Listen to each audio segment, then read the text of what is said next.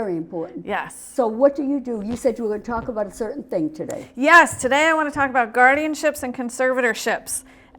We're going to talk about why you don't want one and how to not go there, but if you have to go there, we'll talk about what that process is. So when we are children, we are not our own legal voice. So when you are under 18, your parents are your healthcare decision makers. Your parents sign permission slips for field trips at school, right? When you turn 18, all of a sudden you are your own decision maker. So what we all need to do when we turn 18 is think about, well, what happens if I'm ever in a spell, a period of time where I can't make my own decisions? For example, if, I'm going to knock on wood, but if you're in a car accident and you're in the hospital for 2 weeks on all sorts of pain medicine, and you know how that plays games with your mind, right? Yes. So, and you can't really you can't process information and make your own decisions. Well, you're over 18. Who's going to make your decisions for you? Your parents aren't your legal decision makers. So what we have to do when we turn 18 is sign a healthcare proxy and a power of attorney. And I should say, and we'll talk about those in a second. So that example I just gave you is sort of a short-term example of when you might need someone else to make decisions for you. And then the longer-term example that comes up in my world all the time is if you're an elder and you develop dementia, you can't make your own decisions anymore. So we'll find people will come in and say, sometimes it's the elder who says, very courageously, I think, like, I noticed I'm just not doing well with the checkbook.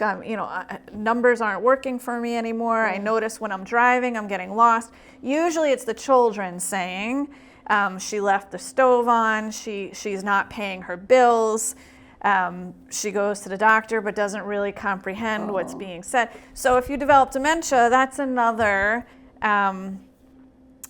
period of your life where you're not able to take in the information and make your own decisions, so you need somebody to do that for you. So turn 18, your parents can't do it anymore. Just because you're married doesn't mean your spouse has authority. A lot of people think that I'm married, my spouse has that legal authority. I hope not. No, correct. He does not. He has no legal authority over your decision making. So the only way to put someone in your back pocket and have them ready to go if you're ever in a point where you need someone to make decisions for you, sign a healthcare proxy, sign a power of attorney.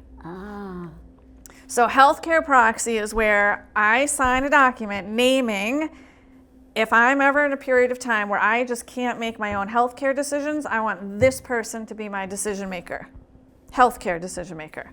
Sign it, put it in the filing cabinet, hope I never need it, but if I do, that is a legally binding document. Then on the finances side, same idea. I sign a power of attorney where I say, if I'm ever in a period of time where I can't manage my money, I can't make decisions, I can't really think through the purchase of a house or the leasing of an apartment, this is the person I want managing my money for me. Write their name, date it, sign it, put it in the filing cabinet, hope I never need it, but if I do, that is a legally binding document. And who do people usually choose? Do they choose family? Usually, so people will choose their spouse, their oldest child, their sibling, their best friend. And the way I always frame the conversation on the healthcare side, when we're writing up somebody's healthcare proxy, I say, who in your immediate universe is the right person for the job? It might be your spouse, it might not. It might be your oldest child, it might not. So on the healthcare proxy side, you're thinking about who remains calm in a stressful situation. I'm Jewish. Nobody remains calm. So who remains calm in a stressful situation? Right.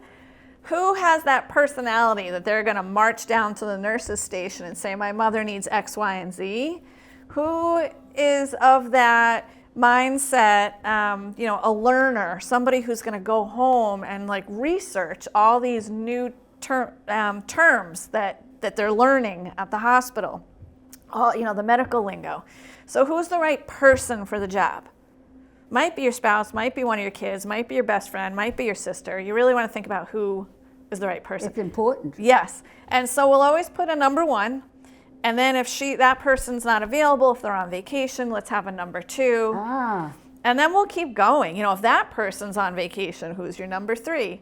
And we can put... how many do you suggest? 3? We usually do 3. So, you can do 4. You can do as many as you want. Some people really stop at 1 because they say that's all I got, and that's fine. But we like alternates in case somebody's not available, they're away. Yep. Or died or whatever. Or they died, or they've developed dementia of their own. So we really, really like to put alternates. But you really want to think about not just, I'm going to put my spouse, but who's the right person for this job. So that's on the healthcare side. You sign a healthcare proxy. On the finance side, you sign a power of attorney. So same thing. You're going to think about who in my close universe is the right person to manage my assets. Who do I trust with access to all of my money, right? Who pays their bills on time, dots their I's, crosses their T's, will be responsible and get things done. So, and again, we'll put a primary. Might be your spouse, might not be. Might be one of your kids, might not be. And then we'll put, if that person's not available, let's have an alternate. If that person's not available, let's have an alternate. So again, we'll put 2 or 3 or 4. Because a spouse, what if you get divorced? What if you get divorced? What if he does? What if he dies? Yes. Yeah. So you need an alternate. You need an alternate, absolutely. Absolutely. And then what we think about, sometimes people will have that one kid, usually, who they really rely on and they think is very responsible. And they'll name that kid, or they'll start telling me, I want this one child to be my healthcare proxy and my power of attorney.